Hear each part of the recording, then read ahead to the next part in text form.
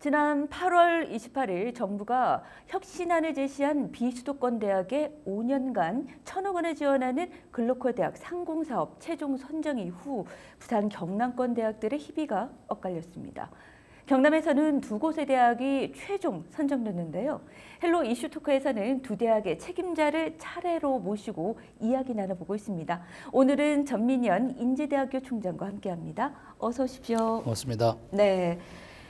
먼저 축하드립니다. 감사합니다. 네, 아마 학내 분위기도 그렇고 들떠있을 것 같은데 좀 어떻습니까? 예, 다들 원래 우리가 작년에 이제 본지정이 한번 실패한 적이 있고 또 올해 이제 재도전하는 상황이기 때문에 네. 우리 구성원, 뭐 저를 비롯한 우리 스태프뿐만 아니라 구성원 전체가 다 긴장한 상태였습니다. 네. 근데 다행히 우리가 이제 본선정이 됐다는 소식을 듣고 정말 기쁨을 이루 말할 수 없습니다. 우리 특히 여직원 같은 경우에는 막 듣자마자 이렇게 눈물을 흘리고 이렇게 울컥하는 분들이 너무 많았었습니다. 네. 그만큼 우리 전체 구성원들의 염원이 컸다. 그리고 이번 선정이 되는 바람에 다행히 그 염원이 좀 만족이 되면서 다들 기뻐했습니다. 지난해 최종에서 탈락하고 마음고생이 참 크셨을 것 같아요. 많은 분들이 그래서 기쁨이 더 배가 되지 않았을까 싶은데요. 네. 지역사회에서도 정말 함께 기뻐하고 계시거든요. 그렇습니다. 작년 계획과 올해 계획의 좀 차이점 일단 하나만 말씀을 드리면 네. 작년에는 지역사회 참여가 그게 할 만한 시간적 여유가 없었고요.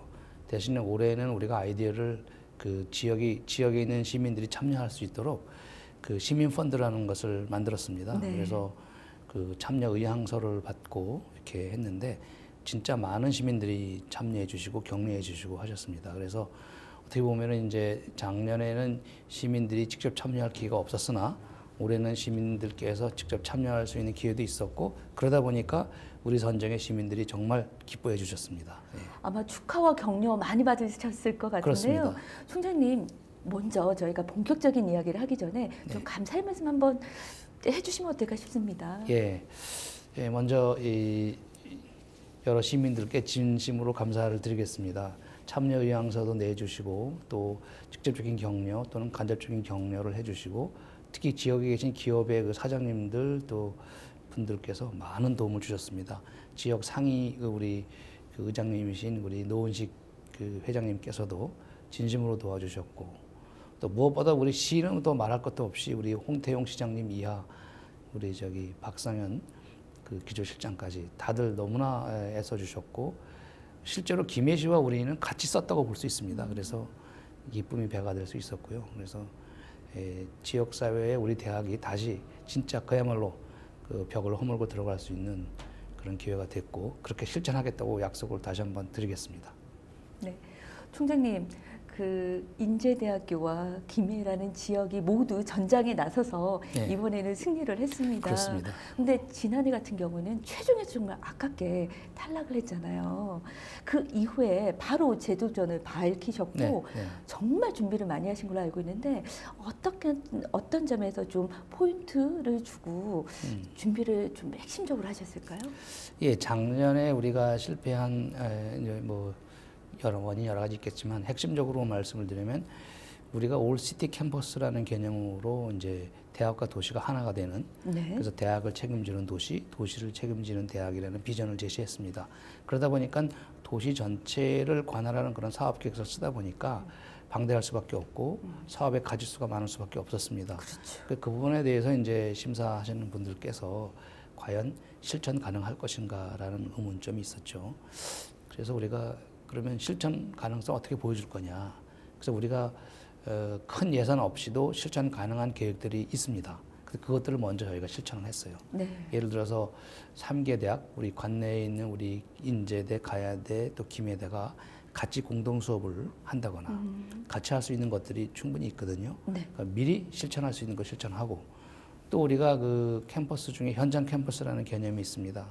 이 현장 캠퍼스를 미리 실천해보고 거기서 나오는 문제점들을 발견하고 그것을 다시 우리 계획서에 반영하고 네. 이런 식으로 해서 미리 우리가 할 수 있는 것들을 충분히 해봄으로써 실현 가능성을 높였다고 말씀을 드리겠습니다. 네. 그래서 그런 부분에서 우리가 좀 더 이번에 선정될 수 있도록 준비를 했고 또 하나는 이제 우리가 그 혁신 개념 중에 우리 AI를 도입하기로 했습니다. 어.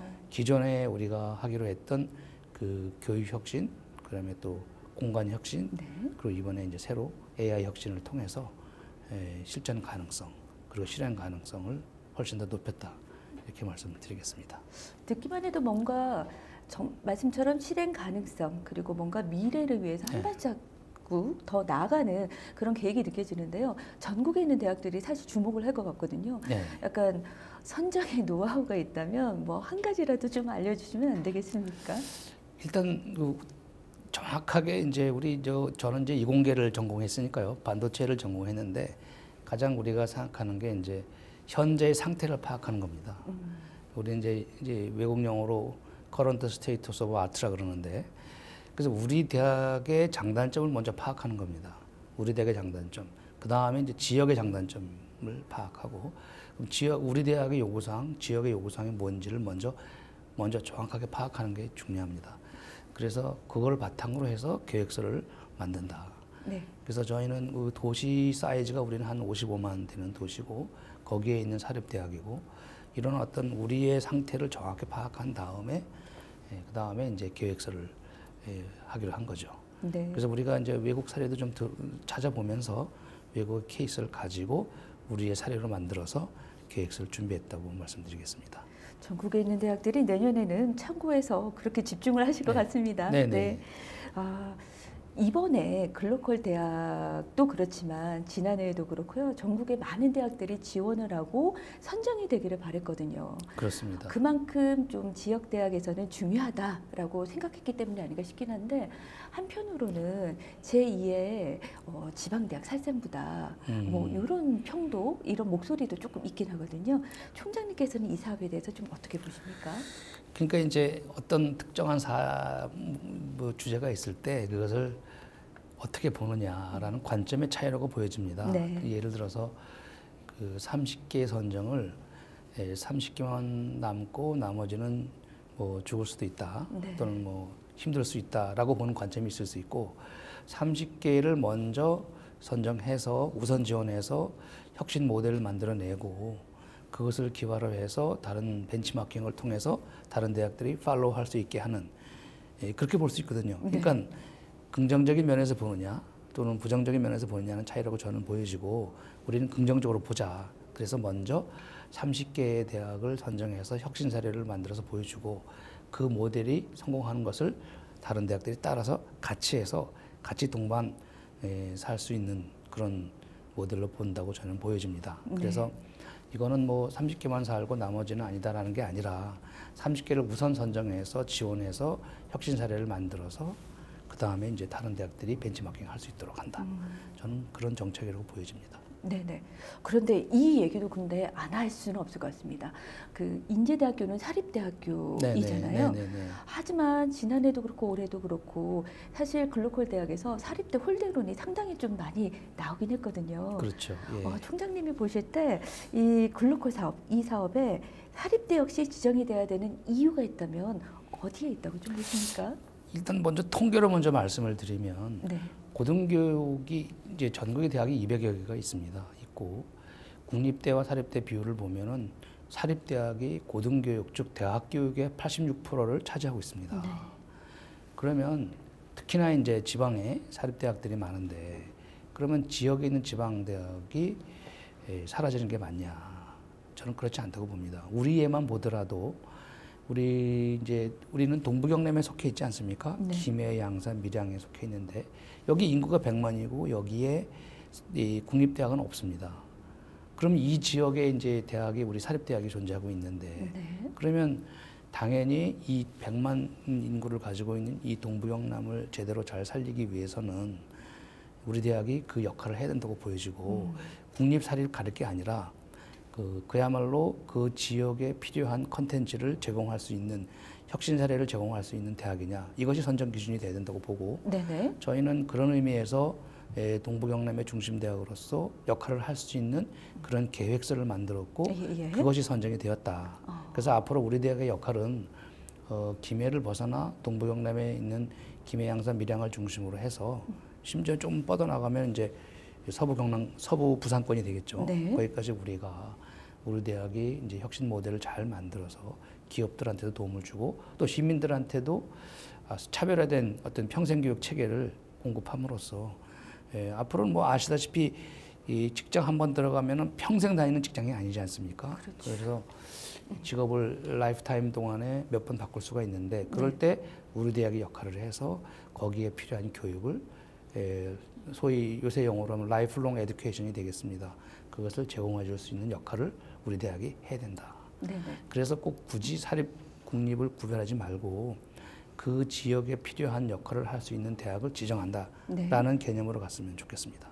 그 지역에 필요한 역할을 할 수 있는 대학. 그렇죠. 네네. 그래서 이번에는 동부 경남권에 있는 대학은 물론 지역 그리고 상공계까지 손을 잡았습니다. 그렇습니다. 아주 특징적인 게 아닌가 싶은데요. 네. 그래서 방향성을 보면 올시티 캠퍼스예요. 네네네. 조금 쉽게 많은 분들께 올시티 캠퍼스가 무엇인지 먼저 설명을 좀 해주셨으면 좋겠습니다. 예, 그게 이제 우리가 그 소위 말해서 이제 도시 전역을 교육과 산업 혁신의 공간으로 사용하겠다는 거거든요. 그러니까 이제 더 이상 대학이 과거의 대학의 어떤 정의처럼 상아탑에서 대학 캠퍼스 안에 머무르는 것이 아니라 일단 교수들의 어떤 지적 어떤 소프트 파워를 벽을 허물고 도시 전체로 자기의 소프트 파워를 쓸 수 있도록 영역을 확장한다고 일단은 볼 수가 있고요. 네. 그다음에 학생들의 교육의 현장도 단순히 그 교실과 캠퍼스 내에 머무는 게 아니라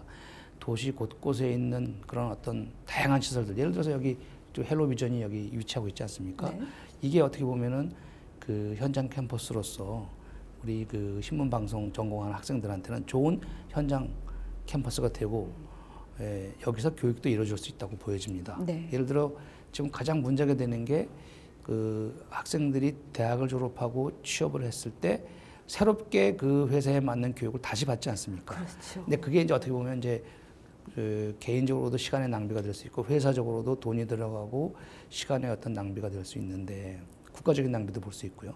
그런데 만약에 그 학생들이 여기 나와서 미리 여기 와서 3, 4학년 동안에 실습을 하고 여기에 있는 전문가, 우리 아나운서 같은 우리 기자님 같은 분이 교육에 직접 참여해서 리얼월드 프로그램, 즉 실세계의 문제를 바로 던져주고 그 문제를 풀게 하면 아이들이 그 이론 교육에 대한 괴리를 없애고 줄이고 뭐 없애기는 힘들겠습니다만 줄여서 바로 현장에 투입할 수 있는 살아있는 지식을 배울 수 있는 그런 기회를 제공하게 됩니다. 그래서 저는 그 올시티 캠퍼스 개념으로 우리가 대학의 경계를 허물고 나와서 같이 대학과 도시가 이렇게 상생 구조를 만드는 건 정말 중요하다 생각합니다. 네.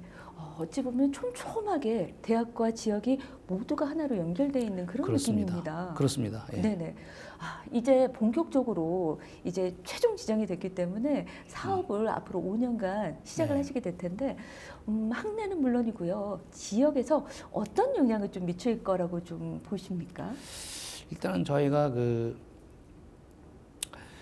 지역에는 저희가 일단 시민들 입장에서 좀 말씀을 드리면은 아까 말씀드린 것처럼 라이프롱 에듀케이션을 강화할 생각입니다. 그래서 시민들한테 필요한 교육을 우리가 제공할 수 있도록 우리의 어떤 그 평생교육원 이 부분을 완전 전면 개편해서 시민들한테 필요한 교육을 제공할 수 있도록 할 것이고요.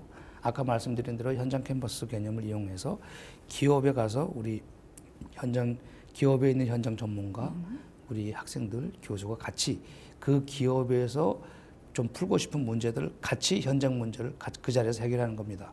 학생 입장에서는 아까 말씀드린 것처럼 실생의 문제를 해결할 수 있는 그런 기회를 갖게 되는 거고 또 기업 입장에서 보면은 학생들한테 자기 기업을 소개할 수 있는 좋은 기회. 두 번째로는 진짜 본인들이 문제라고 생각하는 거를 같이 교수들과 학생들과 새로운 아이디어로 풀 수 있는 그런 기회가 주어지는 게 되겠죠.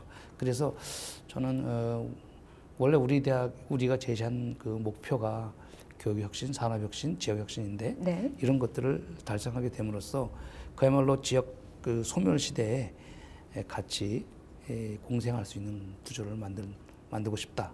이것이 저희들의 그 어떤 지역에 도움을 줄 수 있는 그런 게 되겠습니다. 네. 사업이 이제 최종 선정이 되면 올해부터 바로 시작이 되는 건가요? 그렇습니다. 어떻습니까? 올해부터 시작입니다. 아, 방대한 양의 사업 계획을 세우셨는데 올해부터 어떤 사업을 좀 추진해 나갈 계획이시고요. 순차적으로 어떻게 하게 해 나가게 되는지도 궁금한데 어떻습니까? 예, 저희가 일단 제시한 것은 5년 계획 플러스 5년 해서 10년 계획을 제시를 했고요. 올해는 이제 그 어떻게 보면 좀 준비 기간이라고 볼 수 있습니다. 올해는 시간이 좀 짧기 때문에 네네. 약 그 12월부터 해서 5개월 정도 시간이 있는데요. 가장 급한 것은 우리가 그 거버넌스 혁신이 되겠습니다. 그래서 그 김해인재 양성재단이라는 새로운 거버넌스, 네. 거기에는 이제 다른 도시를 이루는 혁신 주체들이 다 모여서 김해인재 양성재단이라는 새로운 거버넌스를 만들게 됩니다. 거기에 대한 준비를 박차를 가할 거고요. 그 다음에 이제 우리가 그 각 대학 내에 이 사업을 주관할 수 있는 사업단을 만들게 됩니다. 사업단을 만들고 우선순위를 정해서 어떤 사업을 먼저 해야 될지 이런 것들을 다 정하게 됩니다. 네, 그런 것들을 해나갈 생각입니다. 이 얘기도 빼놓을 수가 없을 것 같습니다. 요즘에 의대 증원 논의가 상당히 뜨거운데요. 네. 인제대학교는 또 의대를 빼놓을 수가 없잖아요. 그렇습니다. 이러한 이슈가 좀 인제대에 미치는 그런 영향도 있는지 싶은데 어떻게 보십니까? 일단 재정적인 영향이 좀 있습니다. 왜냐하면 이제 학생들이 네. 2학기 등록을 안 하는 바람에 등록금 손실이 좀 큰 부분도 있고요. 직접적으로는. 네. 그러나 이제 그게 뭐 그런 손실이 중요한 게 아니라 학생들이 거의 입학을 해가지고 또 의대생들이 대부분이 지금 그 공부를 멈추고 있다는 게 가장 중요한 이슈 같습니다. 이 부분을 어떻게 빨리 해결해서 학생들이 대학으로 돌아와서 다시 본인들이 원하는 꿈을 그 실현해야 되는데 이게 좀 시간이 자꾸 늦어지고 있는 게 제일 안타까운 부분입니다. 네. 젊은이들이 가장 고귀한 아주 소중한 시간을 현재 좀 낭비하고 있다.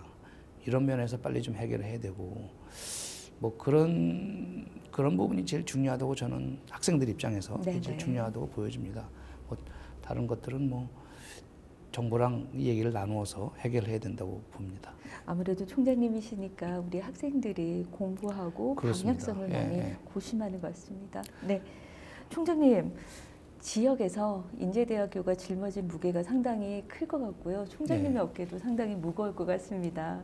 올해도 그렇고요. 내년에 학교를 대학을 어떻게 좀 방향성을 이끌어 가실 계획이신지 듣고 싶습니다. 예, 제가 지난 1월 2일 날 그 전체 그 신년 교례회라 그래서 이제 매년 1월 2일 되면은 이제 교직원 다 모여서 이제 달회회 비슷하게 합니다. 서로 인사하고 새해를 올해도 잘 해보자 이렇게 인사하는 신년 교례회가 있는데 그 자리에서 이제 예년과 다르게 제가 직접 그 한 40분에 걸쳐서 발표를 했습니다. 뭐냐면 IU 비전 2033 해가지고 올해부터 시작해서 10년 계획을 세워서 실천하겠다라고 했습니다. 저희가 예상하기로는 한 2035년 부근이 상당히 위험한 시기로 인구 소멸 문제도 그렇고요. 그래서 오기 때문에 미리 그 부분에 대해서 대비하고 대학을 전면 바꾸자라는 계획을 세우겠다고 발표를 했습니다.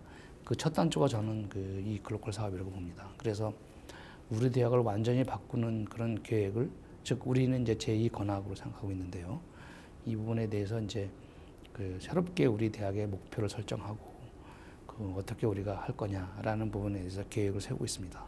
그래서 올해가 이제 그 첫 단추고 이제 글로컬 계획에 맞춰서 실행하되 우리가 만들고 있는 장기 계획에 맞춰서 준비해 나간다.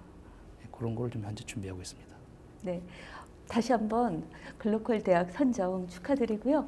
감사합니다. 네, 지역과 함께 더욱더 성장하는 인제대학교 기대하겠습니다. 그렇게 하겠습니다. 오늘 말씀 감사합니다. 예, 고맙습니다.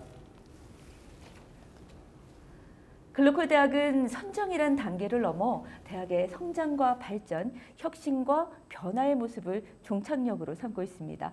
앞으로 인제대학교가 펼칠 다양한 시도와 도전을 응원하며 오늘 헬로 이슈 토크는 여기서 마무리합니다. 시청해주신 여러분 고맙습니다.